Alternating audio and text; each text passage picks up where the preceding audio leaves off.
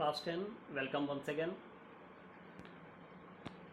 हमने पढ़ लिया था कॉम्बिनेशन ऑफ रेसिस्टर्स, जिसमें हमने पढ़ा कि रेसिस्टर्स को हम चाहें तो दो फॉर्मेट में ऐड कर सकते हैं, कंबाइन कर सकते हैं।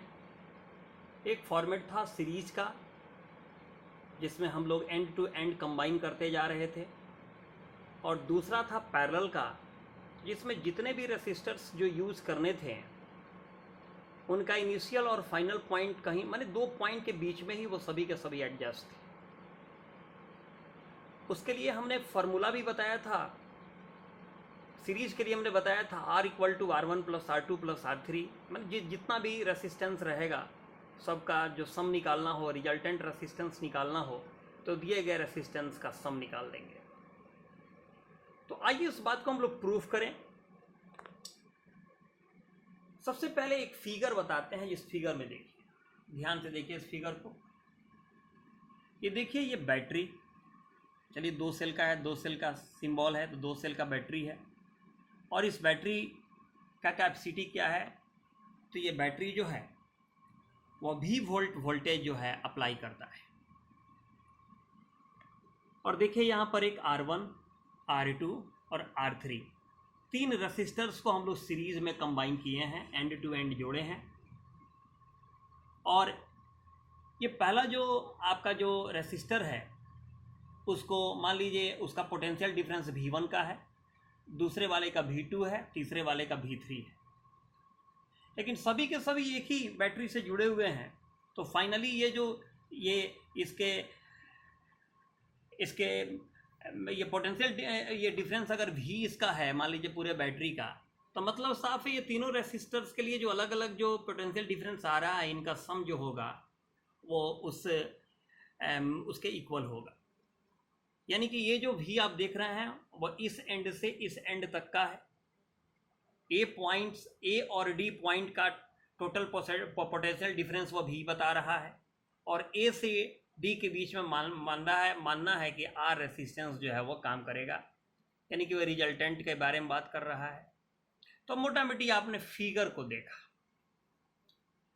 अब आइए, three resistances R1, R2 and R3 are connected in series. जैसा फिगर में आपने देखा कि R1, R2, R3 तीन रेसिस्टर है जो सीरीज में जुड़ा हुआ है। अब ये पूछ दिया जाए कैसे सीरीज में जुड़ा है, तो बताएंगे एंड टू एंड इसका कॉम्बिनेशन हुआ है। और बता रहा है कि battery of V volt has been applied to the ends of this series combination of resistances. ये तीनों R1, R2, R3 जो रेसिस्टेंस यूज किया गया है उसके बोथ जो एंड है A और D, मान लीजिए वहां पर V वोल्ट जो है वो अप्लाई हो रहा है। और जो हमने बताया था अभी कि मान लेते हैं कि potential difference R1, R2, R3 का कितना है, तो V1, V2, V3 है लगभग, माने रेस्पेक्टिवली R1 का V1 है, R2 का V3 है, R3 का V3 है। Due to applied of a battery of voltage V, the total difference of three resistance will be equal to the voltage of the battery applied. Simple सी बात है, V volt वो apply कर रहा है, तो तीनों का भले ही अलग अलग वोल्टेज हो, लेकिन तीनों का सम जो होगा वो बैटरी का जो है वो दैट मीन्स A और D का जो पोटेंशियल डिफरेंस आ रहा है उसी के इक्वल होगा। यानी V equal to V1 plus V2 plus V3 यहाँ पर हो जाएगा इक्वेशन 1। अब हम जो सबसे महत्वपूर्ण जो है इलेक्ट्रिसिटी चैप्टर का फार्मूला, ओम्स का फार्मूला, उसको यूज़ करते हैं। आप जानते हैं R बराबर क्या होता है, V बाई I, तो V इक्वल टू क्या हो जाएगा, I इंटू R। उस हिसाब से अगर हम V1 का निकालने जाएंगे तो क्या निकलेगा, I इंटू R1। I यहाँ क्यों सबके लिए सेम दिखाई दे रहा है, क्योंकि इक्वल करंट्स जो सप्लाई यहाँ से हो रहा है। तो V1 equal to I into R1, V2 equal to I into R2 और V3 equal to I into R3। ये तीन अलग अलग इक्वेशन हो गए। इन सभी को हम ज्वाइन कर देते हैं तो क्या मिलेगा, देखा जाए जनरली तो इस लाइन को समझिए। मान लीजिए हम इसको हटा देते हैं तो तीनों का लेफ्ट साइड जुड़ गया, V1 plus V2 plus V3 equal to IR1 plus IR2 plus IR3।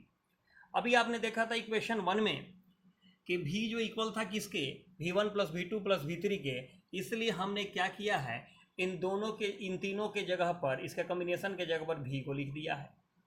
यहाँ लिख भी सकते हैं फ्रॉम इक्वेशन 1, और I कॉमन कर लिया है तो क्या हो गया, R1 plus R2 plus R3। आप जानते हैं V बराबर क्या होता है, I इंटू R, तो I दोनों तरफ दिखा, हमने कैंसिल कर दिया, और फाइनली हमारे पास क्या मिला, R equal to R1 plus R2 plus R3। ये यार क्या क्या था, तो रिजल्टेंट रेसिस्टेंस था। तो यहाँ पर R1 R2 R3 नाम का 3 रेसिस्टेंस हमने सीरीज में कंबाइन किया, तो रिजल्टेंट रेसिस्टेंस यहाँ पर क्या मिला, R1 plus R2 plus R3। यही आपको बताया गया था कि सीरीज कॉम्बिनेशन का ये फॉर्मूला होता है, resultant equal to combination of all the resistances which are connected in the circuit. तो यही फार्मूला है। इसी तरह पैरेलल का भी है, पैरेलल कॉम्बिनेशन का भी होता है, उसे भी हम लोग प्रूफ कर लेंगे। लेकिन आप लोग खुद पढ़ के बताइएगा, अगर नहीं समझ में आएगा पैरेलल वाला तब हम बता देंगे। अगर आप समझ रहे हैं तो बना के व्यर्थ टाइम लॉस करने का जरूरत नहीं है। ओके, तो आप लोग का काम रहेगा इसको भी बढ़िया से समझ लेना और पैरेलल वाले को भी अपने से देख लेना। Okay, bye.